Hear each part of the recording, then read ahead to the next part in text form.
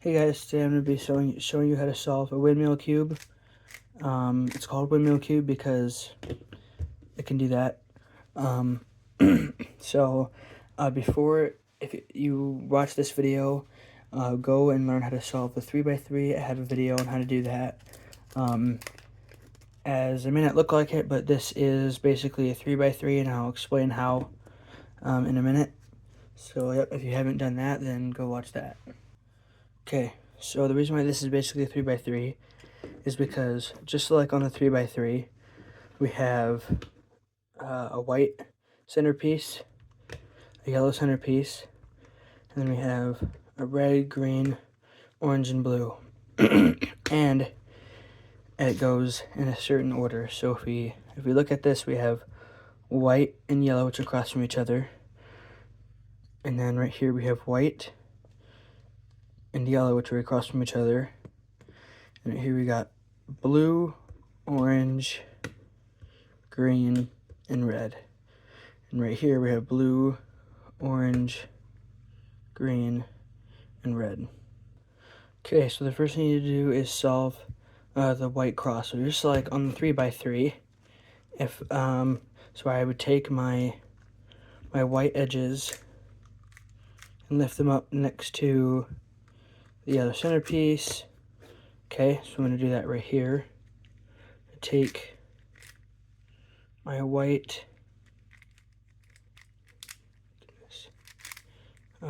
edges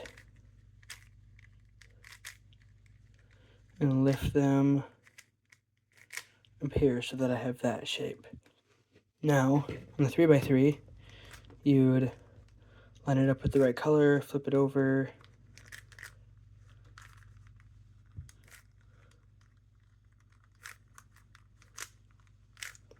so now you have the cross. The difference with this one is that the centers can be oriented the wrong way. So the first thing I'm going to do is just flip any one over. It doesn't even matter. Okay.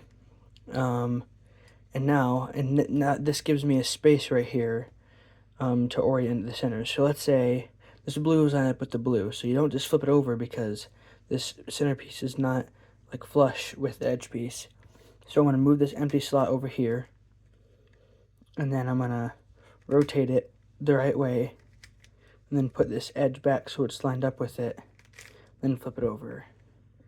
And then this one also needs to be rotated, so do that.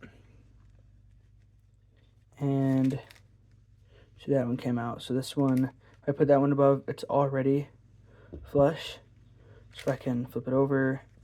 Then we have this green one back up here, which we can line up with the green center, and then we can flip it over just like on the 3x3. Okay, so now, just like with the 3x3, we would, the next step would be to look on the top layer for any piece that has white, and then put them down on the white side. So I have this one right here. It's got blue and red, so I'll put it between the blue and red, and then do the move until it goes down there. And again, like I said, you should go and watch the learn how to solve 3x3 if you haven't done that, because some algorithms and stuff that we're going to be going through, I'm not actually going to show how to do them in this video, because if you've seen the 3x3 video, then you would already know how to do them. So again, I did the algorithm to get that one out. This has got green and red on it, so I put it between the green and red centers, and then do the algorithm for it to go down there.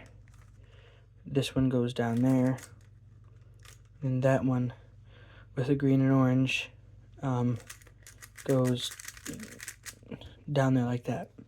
It's the same thing with this. So I'm going to look on the top layer for any piece that has white. This one has white, so I can see that the other color on it is blue. So I'm going to move it over here next to the blue. And if you put it right here, that's not going to work, because we can see that this right here is going to be the blue side. So this needs to go down there. So I'm going to put it above where it needs to go, and then do the same algorithm that you're familiar with, the 3x3, to put it down there. And then let's find another one. This one right here needs to go down there, so I'm going to do that. This one's got orange on it, so I'm going to put it where it needs to go, and with the next to the orange. and then do the algorithm to go down there. And then this red one is down there, but oriented the wrong way, so I'm going to do it to get it out, and then I'm just going to keep doing the algorithm for it to go down there. There we go, now we've got the white side. So the next step is to, as we know, is to solve the edges right here in the middle layer. So on a 3x3, you would look for a piece on the top that doesn't have yellow, in case, like this one. You look at the color on the side that's got blue, so I'm going to line up with the blue center. This has orange, so it needs to go to the left over here. So I'm going to move it away and do that, just like you were familiar with. And then the difference is that on here, we don't have two colors to look at. So I'm just looking for one that doesn't have yellow. So like this one wouldn't work, but either of those three would. And this time we're looking at how it's oriented. So in this case, this one is oriented, it's facing up and down. So if it's facing up and down, then I'll look at what color it is. It's blue, so I'm going to line it up with the blue center. I can see that it has to go here next to the blue, so I'm going to move it away just like you normally would. Since I moved it to the left, I'm going to do the right algorithm, and then rotate it and do the left algorithm, and it goes in where it needs to go. If you have a piece like this that is horizontal, then I would put this flat one, so I can see that it has to go here, but instead of lining it up with the red, I'm going to put it on the other piece that's next to where it has to go, right here. So now it has to go left, so I'm going to move it right or away, and then do the algorithm with the left and then with the right, and it goes where it needs to go. So again, I can see this one is vertical, so line that up with the right color. It needs to go right, so I'm going to move it away, do the right algorithm, and do the left. This one's also vertical, so orange with orange, and needs to go right, so I'm going to move it left, and then do the right algorithm, rotate it, and do the left algorithm. There we go, we've got the middle layer done. So the next step on the 3x3, once you've got the middle layer done, is to do the cross. So we know that if you have a little L, then you just lift this up and do the algorithm 2 times. Or some of you might lift this front side up and then do that algorithm just backwards once. There we go. But then if you've got a horizontal line, then you want to make sure that it stays horizontal. You don't want it vertical. When you lift the front side up, do the algorithm once, and then put it back down, you got the cross. Same thing for this. So this is horizontal line. So I'm going to make it horizontal. Lift it up, do the algorithm once, put the front side back down, and we've got the cross. And then if it was an L, you'd still put it in the back and to the left. Lift the front side up, do the algorithm 2 times. Put the front side back down, we've got the cross. So then with the next step, with a 3x3, you would try to find or twist the top until you have 2 edges that are where they need to go.